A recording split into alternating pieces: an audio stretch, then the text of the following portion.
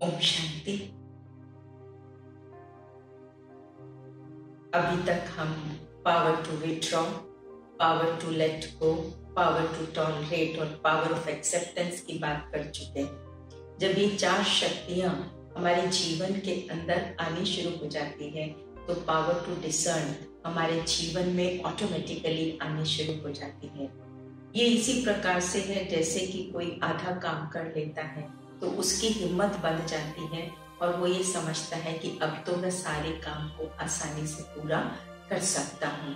तो power of discern भी एक बहुत इम्पोर्टेंट पावर है। इस पावर के ना होने पर कई बार हम धोखा भी खा जाते हैं।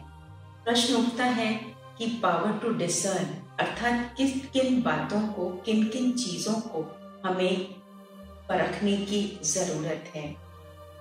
यदि हम इसकी बात करें तो हमें स्वयं को परखना आना चाहिए। कई बार ऐसा होता है कि हम अपनी सोच के वाइब्रेशन को नहीं परख पाते हैं कि मेरे सोच के वाइब्रेशन कैसे हैं। वाइब्रेशन को न परख पाने की वजह से कई बार हमारे कर्म और बोल भी जो हैं वो उसी प्रकार के हो जाते हैं। जब हम कहते हैं कि अपनी सोच के वाइब्रेशन को परखना, तो इससे हमारा कहने का भाव है कि हम अपने अंदर में देखें कि कोई ऐसे विचार तो मन में नहीं आ रहे जो किसी के प्रति नेगेटिव विचार हैं, किसी को गिराने के हैं, किसी के प्रति हमारे मन में कड़वे विचार हैं, ऐसे विचार हैं जो दूसरे के पास एक नेगेटिव एनर्जी के रूप में ट्रांसमिट हो रहे हैं। तो ऐसे विचारों को चेक करने में हमें मेडिटेशन बहुत मदद करता है। मेडिटेशन एक ऐसा पावरफुल टूल है जिसके द्वारा हम अपने मन की चेकिंग कर सकते हैं। जैसे देखो, एक ट्रैफिक पुलिस वाला जब रोड पर खड़ा होता है, रोड पर होने की वजह से जो आने वाला ट्रैफिक होता है, जब देखता है कि ट्रैफिक पुलिस वाला खड़ा है तो उसको देखकर सारा ट्रैफिक स्लो डाउन हो जाता है।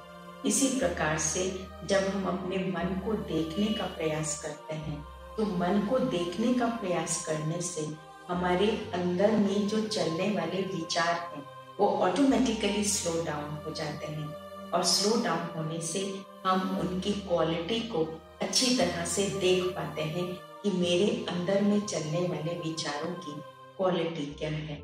आइए किस प्रकार से हम अपने मन में चलने वाले विचारों की क्वालिटी को नापें, उसके लिए 2 मिनट साइलेंस में बैठते हैं। बाहरी वातावरण से बुद्धि को निकालते हुए भीतर में आए, अपने मन को एक प्रोजेक्टर स्क्रीन के रूप में देखें। अपने विचारों को मन रूपी स्क्रीन पर आने दें और जाने दें। और आप एक डिटैच ऑब्जर्वर बनकर बैठ जाएं।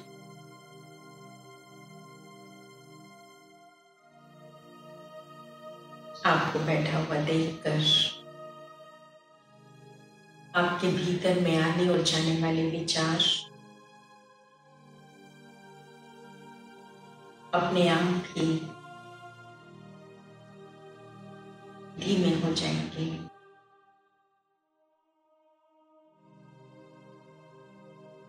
और फिर आप यदि कोई लो फ्रीक्वेंसी थॉट है तो उसे हाई फ्रीक्वेंसी थॉट से रिप्लेस कर सकते हैं। लौट आए वापस।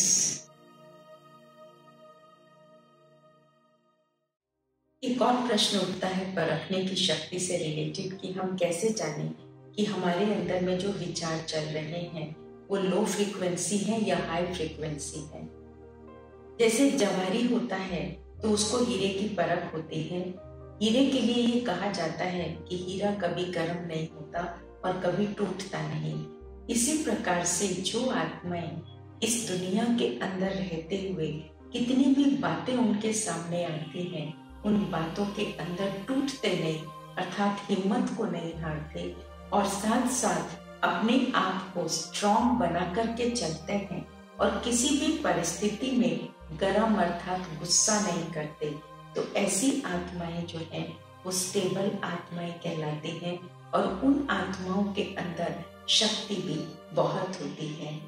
कई बार ऐसा होता है कि परखने की शक्ति को लेकर के हम लोगों को बाहरी तौर पर परख लेते हैं। जैसे मानो जब दूसरों के साथ हम डील करते हैं तो कई बार ऐसा होता है कि कोई व्यक्ति हमें बाहर से कहता है कि आप बहुत अच्छे लग रहे हो, आपके साथ रहना हमें बहुत अच्छा लगता है, आपका व्यवहार हमें बहुत अच्छा लगता है, तो हम उनकी बातों में आ जाते हैं। कई बार ये होता है कि वो अपना कोई काम मनवाने के लिए, किसी बात को मनवाने के लिए हमारे साथ इस प्रकार का व्यवहार कर रहे होते हैं। तो इसलिए परखने की शक्ति माना कि हमें दूसरों के व्यवहार को भी परखना आना चाहिए और हाँ, परखने के साथ साथ हमें उनके साथ निभाना भी आना चाहिए।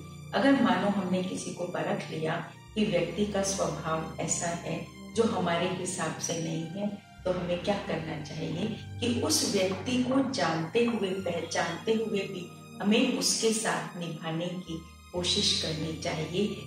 इससे हमारी स्ट्रेंथ ही बढ़ती है। कई बार जब हम अपने को एडजस्ट करते हैं किसी के साथ, तो उससे हमारी ताकत कम नहीं होती, रादर हमारी जो ताकत है वो बहुत ज्यादा बढ़ जाती है।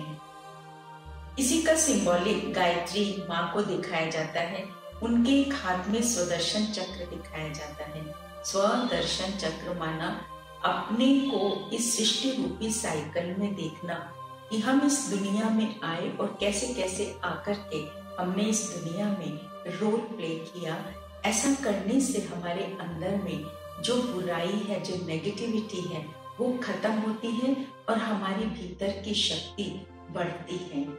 दूसरा, उनके हाथ में शंख दिखाया जाता है।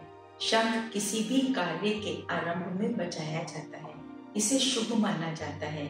माना उन्होंने जो भी उनको मिले, उन्होंने हमेशा शंख ध्वनि ही की। तो जब हम मनुष्य आत्माएं भी अपने साथ ही दृढ़ प्रतिज्ञा ले लेती हैं कि हमें भी हर परिस्थिति के अंदर शंख ध्वनि ही करनी है, तो उससे क्या होता है, जो भी मिले हमें उनको ज्ञान सुनाना है।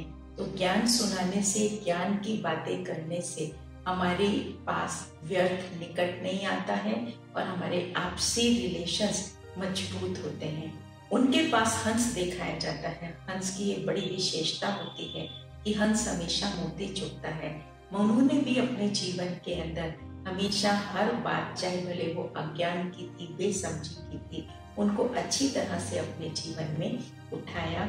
इसीलिए वो गायत्री माँ के रूप से जानी गई। तो आइए अब हम मिल करके अपने को ये 5वीं शक्ति लगाते हैं, पावर टू डिसर्न, अर्थात परखने की शक्ति।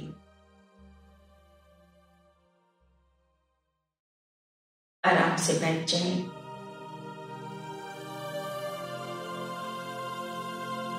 चारों तरफ से बुद्धि को समेट कर भीतर मिलाएं। स्वयं को संकल्प दें कि मुझे हर घड़ी अपने मन को देखना है। मन कोई बुरी बात, पूरा संकल्प तो नहीं क्रिएट कर रहा। साथ साथ दुनिया में औरों के साथ रहते भी मुझे उनको भी परखना है। उनकी बातों में बह नहीं जाना है।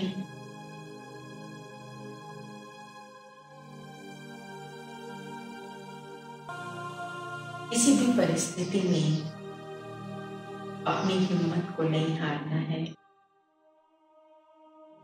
और ना ही कभी गुस्से में, रोग में, इरिटेशन में आना है। आज के शुभ दिवस पर हम ये संकल्प लेते हैं। ओम शांति।